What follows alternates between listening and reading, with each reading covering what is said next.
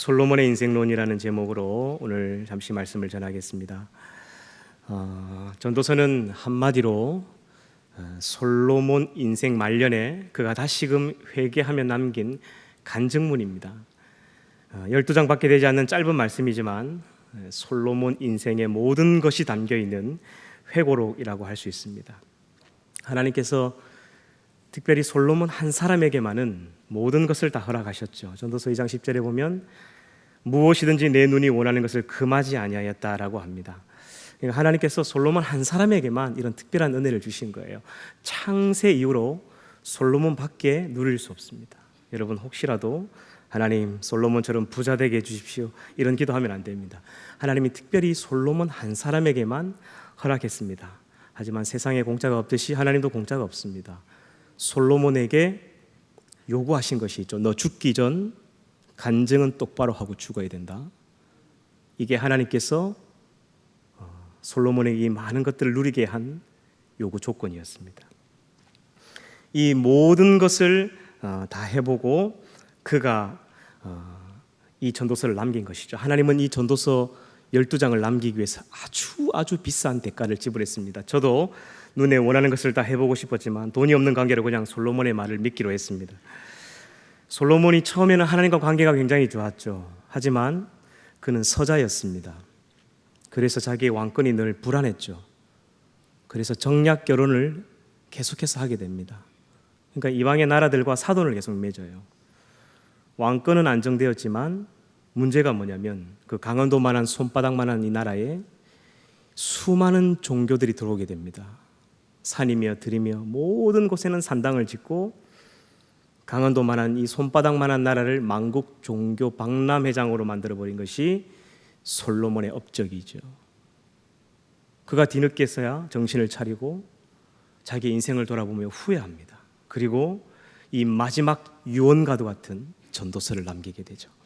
오늘은 이 전도서가 무엇을 말씀하고 있는지 전도서 1장부터 12장까지 전체적인 내용을 살펴보면서 맥주절을 보내는 오늘 한 해의 절반을 되돌아보는 시간이 되시길 바랍니다. 전도서 하면 이 제목이 좀 딱딱하고 어렵죠. 예수 안 믿는 사람들에게 전도서 읽어봐라 하면 전도서? 전도를 가르쳐주는 책인가? 에이, 전도하라고? 안 읽어본다. 그런 내용이 아님에도 불구하고 이 책의 제목이 이 다바르 코알렛이라는 이 전도서라는 뜻이 조금 좀 우리에게는 딱딱합니다. 이 전도서 다바르 코엘렛이라는 말은 회중에게 전하는 말씀이에요. 그러니까 설교죠. 오늘날로 말하면 한편의 솔로몬의 설교입니다. 만약 제가 이 책을 기록했다면 저는 제목을 오늘 말씀의 제목처럼 지었을 겁니다. 솔로몬의 인생론. 예수 안 믿는 사람들도 솔로몬이 지혜의 왕인 건 다 압니다. 그래서 솔로몬의 인생론이다 라고 책의 제목을 지어놓으면 이 성경 66권 중에 이 전도서 단권만 떼서 팔아도 분명히 사서 읽어보는 사람이 있을 겁니다. 관심을 가지는 사람이 있을 것 같습니다. 전도서 우리 1장 1절에서 3절 한번 펴보시기 바랍니다. 전도서 1장 1절에서 3절 제가 읽겠습니다. 다윗의 아들 예루살렘 왕 전도자의 말이라. 전도자가 이르되 헛되고 헛되니 모든 것이 헛되도다. 해 아래에서 수고하는 모든 수고가 사람에게 무엇이 유익한가. 아멘. 우리는 전도서의 주제가 헛되고 헛되다라고 알고 있습니다. 하지만 전도서를 1장, 2장, 3장까지만 읽으면 헛되고 헛되다가 맞습니다. 그러나 전도서의 주제는 뒷문에 있습니다. 제일 마지막에 있다라는 것이죠. 오늘 함께 읽은 본문이 전도서 전체의 사실은 주제입니다. 만약 여러분 전도서의 주제가 헛되고 헛되다, 모든 것이 헛되다 라고 한다면 이건 불교가 되는 겁니다. 그것을 말씀하려고 하는 것이 아닙니다. 전도서의 주제는 우리의 인생이 바람을 잡으려는 것처럼 헛되고 헛되기에 이 썩어질 것을 위해 살지 말고 너희 마지막 인생의 때에 하나님의 심판이 있다. 그러니까 하나님을 경외하며 살아라. 이것이 사람의 본분이다 라고 말씀해주고 싶었던 거예요. 이것이 주제입니다. 그리고 2장으로 넘어가게 되면 인간은 이 쾌락을 즐기고 이 즐거움이 사람의 마음을 끈다라고 말씀합니다. 삶을 즐기는 것은 하나님의 선물이 맞습니다. 하지만 하나님이 정해놓으신 그 범위 안에서 인생을 즐겨야 됩니다. 만약에 내 마음에 원하는 대로 내가 더 많은 쾌락을 마음대로 누리려고 하는 것은 이것 또한 헛되어 바람을 잡으려는 것 같다라고 말씀하죠. 그래서 하나님이 우리에게 주신 인생의 복, 쾌락과 즐거움은 하나님의 가이드가 필요하다라는 것입니다. 그래서 3장으로 넘어가면 모든 일에는 때가 있다라고 말하죠. 그 마지막 때는 뭘까요? 모든 일에 때가 있는데 날 때가 있고 죽을 때가 있고 울 때가 있고 기뻐할 때가 있고 슬퍼할 때가 있고 아파할 때가 있는데 그 때가 있는데 그래서 어떻게 하자는 겁니까? 그 마지막 때가 있다라는 것을 이야기를 하는 거죠. 마지막 때. 그 마지막 때가 뭐냐면 심판이 있다라는 것이죠. 이것을 기억하라는 것이죠. 전도서 3장 1절에서 4절보다 더 중요한 게 전도서 3장 17절입니다. 우리는 이 앞부분만 요절을 외우는데 사실은 전도서 3장 17절이 훨씬 더 중요합니다. 같이 한번 읽어볼까요? 시작. 내가 내 마음속으로 이르기를 의인과 악인을 하나님이 심판하시리니 이는 모든 소망하는 일과 모든 행사에 때가 있음이라 하였습니다. 그래서 이제 4장으로 넘어가면 때로는 죽음도 복되다라는 이야기를 하고 있습니다. 사람이 살아가는 동안 여러 가지 때를 만납니다. 고통의 때, 슬픔의 때, 아픈 때, 죽을 때, 여러 가지 때를 만나는데 그래서 인생이 학대를 받으며 살아간다고 말하죠. 그래서 때로는 살아있는 자들보다 이미 죽은 자들이 복되고 죽은 자들보다는 아직 출생하지 않은 자들이 복되다라고 전도서는 말씀하고 있습니다. 그리고 이제 5장으로 넘어가면 노동자들은 땀 흘리며 수고하며 먹는 것이 많든지 적든지 잠을 달게 자는데 부자들은 돈 때문에 근심이 돼가지고 새콤에 캡스에 그 근심 때문에 잠을 자지 못한다고 하죠. 그래서 사람이 지나치게 많은 재물을 가지려는 것도 큰 배단이 된다라고 말씀하고 있습니다. 여러분, 삼성의 이재용 회장이 자기 통장에 수천억이 있어도 하루에 밥 3끼 먹는 건 저와 여러분 똑같습니다. 할렐루야. 그 LG의 구회장이 집에 옷이 수천 벌이 있어도 하루에 한 벌 입고 지내는 것은 저와 여러분하고 똑같습니다. 예수님께서 딱 한마디로 일축하셨죠. 먹는 것과 입는 것이 있은즉 족한 줄 알아라. 여러분, 우리에게 허락하신 이 삶의 자리, 내 가정, 내 직장, 내 형편 만족하며 감사하며 살아야 될 줄 믿습니다. 제가 신학교를 다닐 때 채플 시간에 유명한 광고 카피라이터 한 분이 오셔서 강의를 한 적이 있어요. 정기섭이라는 분인데 이분은 복음 광고로 전 세계적으로 유명한 분입니다. 자기 작품 전시회를 할 정도로.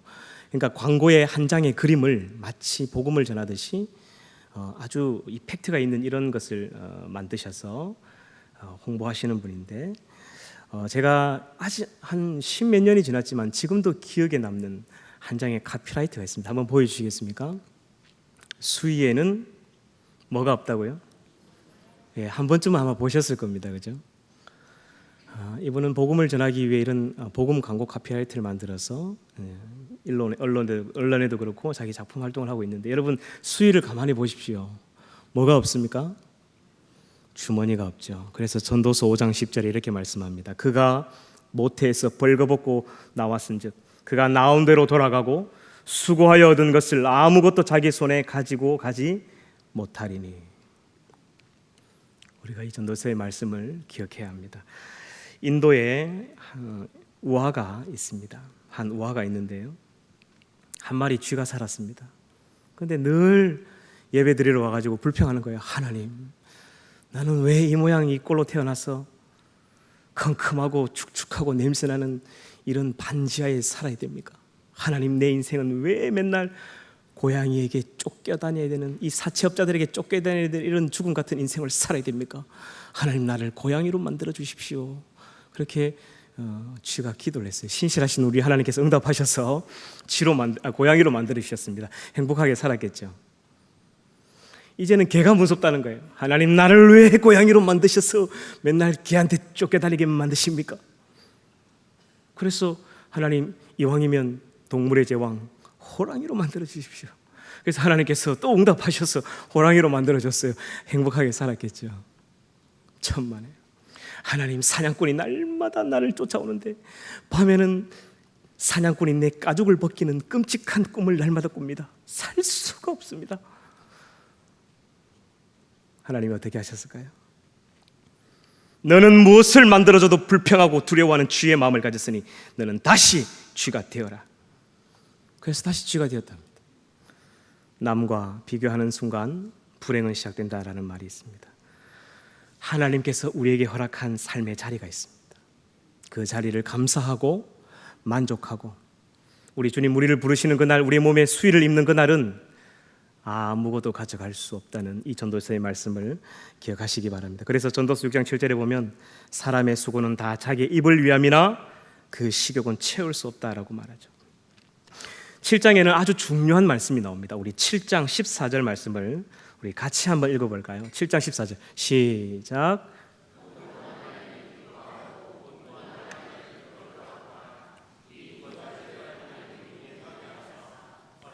그의 장래일을 능히 헤아려 알지 못하게 하셨느니라. 하나님께서 우리 인생을 만드실 때에 행복한 날과 고난의 날을 이 병행하도록 하나님이 그렇게 만드셨다라는 것이죠. 그래서 늘 행복한 사람은 없습니다. 그리고 늘 고난을 당하는 사람도 없습니다. 고난을 당하면 기쁜 날이 있고 기쁜 일이 있으면 고난의 날이 오는 것이, 이게 하나님께서 이유를 알 수 없지만 하나님께서 인생이 측량할 수 없을 정도로 3장 11절에 보면 그렇게 만드셨다라는 것이죠.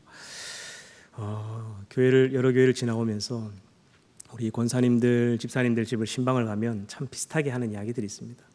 아이고 목사님, 저 권사님은 뭔 복을 받아가지고 애들은 다 의사고 남편은 저렇게 돈을 잘 버는데 우리 남편은 많은지 모르겠습니다. 내 인생은 왜 이 모양 이 꼴인지 모르겠습니다. 그렇게 불평하죠. 근데 그 권사님, 그 장로님 집에 가보면 심각한 고난이 있습니다. 말로 표현할 수 없는 어려움이 있습니다.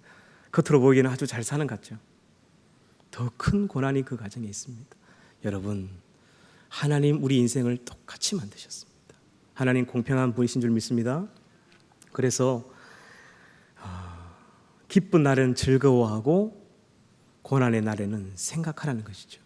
여러분, 동물들은 고난이 와도 생각하지 않습니다. 개를 몽둥이로 쥐패면 생각을 하는 것이 아니라 깨갱깨갱하고 도망을 가죠. 그러나 사람은 고난이 오면 하나님께서 생각하라고 고난의 날을 주신 것입니다. 팽이는 쳐야 돌고 배는 바람을 맞아야 전진합니다. 두드려 맞고 바람을 맞아야 앞으로 전진합니다. 고난이 때로는 우리의 삶을 앞으로 나아가게 하는 원동력이 됩니다. 여러분, 여기 피아노가 있죠. 이 피아노 안에 이 와이어현, 이 철사줄이 240가닥이 들어가 있습니다. 그런데 이 240가닥의 현을 팽팽하게 이 나무 틀이 다 버티고 있는 거예요. 매일같이 이 240가닥이 당기는 힘이 무려 4만 파운드입니다. 4만 파운드. 킬로그램으로 하면 18,000kg. 상상이 잘 안 되시죠? 웬만한 그 스타렉스 차 한 5대 무게입니다. 이 나무가 이 현을 그 고난을 견디면서 잡아당기고 있는 거예요. 이 고난 속에 이렇게 아름다운 선율이 들려집니다. 하나님이 우리 인생에 때로는 고난을 주시는 것은 우리의 인생을 이렇게 아름답게 노래하시기 위해서, 좀 더 나아가게 하기 위해서, 더 많은 은혜와 복을 주시기 위함인 줄 믿습니다. 그리고 이제 7장 27절에 보면 특별히 솔로몬이 여자에 대한 이야기를 하고 있습니다. 아주 중요한 이야기를 하고 있어요. 우리 여기 계시는 남자분들 잘 들으셔야 됩니다. 솔로몬이 한번 같이 읽어볼까요? 27절, 28절 시작. 7장 27절, 28절입니다. 같이 읽어보겠습니다. 시작. 전도자가 이르되 보라, 내가 낱낱이 살펴 그 이치를 연구하여 이것을 깨달았노라. 내 마음이 계속 찾아보았으나 아직도 찾지 못한 것이 이것이라. 1000사람 가운데서 한 사람을 내가 찾았으나 이 모든 사람들 중에서 여자는 한 사람도 찾지 못하였. 이 많은 사람들 중에 여자는 한 사람도 찾지 못했다라고 말하죠. 그러니까 이 솔로몬이 자기 마음속에 있는 이상향의 여자를 찾고 또 찾았습니다. 그래서 1000명의 아내를 맞이해봤지만 찾았다고요? 못 찾았다고요? 못 찾았다라고 합니다. 아가서에 보면 술람이라는 여인이 나옵니다. 이 여인은 실존했던 인물이라기보다는 오늘 이 말씀을 보면 솔로몬 마음속에 있었던 이상형 같은 여자입니다. 그러니까 왕궁에서 매일같이 화장으로 이렇게 떡칠을 하고 온몸에 이 장신구로 꾸미는 이런 여자들이 이제 질린 거예요. 그래서 햇볕에 까무잡잡하게 타고 그 화장도 하지 않은 순수한 이 시골 처녀, 이 술람미 같은 여인을 찾았는데 찾았다고요? 못 찾았다고요? 못 찾았답니다. 우리 남자 집사님들 잘 들으셔야 됩니다. 천하의 솔로몬도 못 찾았는데 내가 찾겠다고 하시면 안 됩니다. 여러분, 결혼을 통해 사랑하는 아내와 남편이 행복하게 사는 것이 평생의 해아래 수고하여 받을 상급이라고 전도서 9장 9절에 말씀하고 있습니다. 우리 같이 한번 볼까요? 전도서 9장 9절 말씀입니다. 내 헛된 평생의 모든 날 곧 하나님이 해아래에서 내게 주신 모든 헛된 날에 내가 사랑하는 아내와 함께 즐겁게 살지어다. 그것이 내가 평생의 해아래에서 수고하고 얻은 내 몫이니라. 아멘. 사랑하는 아내와 함께 즐겁게 사는 것이 하나님 내게 주신 몫이라고 말하죠. 여러분, 장미꽃이 있습니다. 참 아름답죠. 장미꽃만 보면 그냥 마음이 참 기쁘고 행복합니다. 근데 장미 본인은 괜찮을까요? 제가 장미한테 물어보니까 아이고 목사님, 저는 막 아침마다 거울 볼 때마다 이 가시 때문에 죽겠습니다. 저는 이 가시를 막 성형수술 해갖고 살짝만 도려내거나 살짝만 깎으면 참 좋을 것 같은데 이놈의 가시 때문에 저는 막 아침마다 거울 보면 짜증이 납니다. 이렇게 얘기를 하는 거예요. 장미야, 장미야, 네가 이렇게 예쁜 장미가 있는데 왜 너는 가시만 보느냐 하니까 몰라요 목사님, 그냥 싫어요 하는 거예요. 하나님이 사랑하는 남편, 사랑하는 아내에게 아름다운 장미를 주셨습니다. 그런데 가시만 보는 사람이 있어요. 가시만 보고 한평생 아내와 남편을 보며 가시만 뚫어져 보는 사람이, 가시를 보며 묵상하고 가시를 보며 한탄하고 하나님 주신 꽃을 보지 못하고 아름다움을 보지 못하고 가시만 보는 인생이 있습니다. 불쌍한 인생이죠. 여러분, 오늘 집에 가셔서 여러분 아내와 남편의 꽃을 발견해 보시기 바랍니다. 하나님께서 주신 아름다운 구석이 있어요. 일물이 좀 못나면 살림을 잘 산다든지 남편이 모질이 같으면 돈을 잘 번다든지 아무튼 너무 돈을 잘 벌면 또 이 바람을 피고 쏙을 썩게 만듭니다. 다 이유가 있어요. 아름다운 꽃이 있다라는 것이죠. 여러분, 그래서 우리 한 사람 한 사람은 하나님 우리를 상품처럼 찍어 만들지 않았습니다. TV 나오는 연예인들처럼 똑같이 우리를 만들지 않으셨어요. 각기 다른 모양으로, 각기 종류대로 우리를 하나님은 최고의 작품으로 만드셨습니다. 그래서 여러분 지나가다가 우리 교회에 있는 집사님 보고 야야 니는 눈이 왜 저 단추구멍만 하노? 제발 좀 쌍꺼풀 수술 좀 해라 하는 건 하나님의 작품을 모독하는 행위입니다. 그렇게 하시면 안 됩니다. 칭찬하셔야죠. 아, 집중력이 있어 보이시네. 뚱뚱한 사람들 보고 야야 살 좀 빼라, 니만 보면 여름인데 더워 죽겠다, 이렇게 표현한 건 하나님의 작품을 모독하는 행위입니다. 어떻게 칭찬해야 되겠죠? 아, 빈틈이 없어 보이시네요. 우리 좌우에 있는 분들과 한번 칭찬하십시다. 예, 빈틈이 없어 보이시네요. 예, 집중력이 있어 보이십니다. 하나님 우리를 상품으로 만들지 않고 최고의 작품으로 만드셨어요.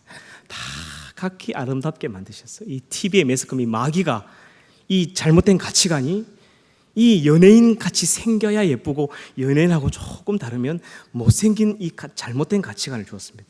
하지만 하나님의 가치관은 완전히 반대죠. 다 아름답게 예쁘게 최고의 작품으로 만드셨습니다. 할렐루야.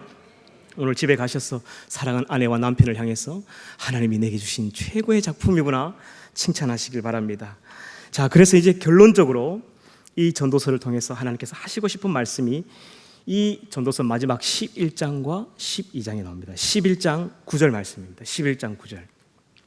솔로몬에게 수백조 수천억을 투자해서 다 누려보게 하고 그가 죽기 전 마지막 유언으로 남긴 이 전도서의 주제가 여기 나옵니다. 11장 9절 제가 읽겠습니다. 청년이여 내 어린 때를 즐거워하며 내 청년의 날들을 마음에 기뻐하여 마음에 원하는 길들과 내 눈이 보는 대로 행하라. 그러나 하나님이 이 모든 일로 말미암아 너를 어떻게 하실 줄 알라고요?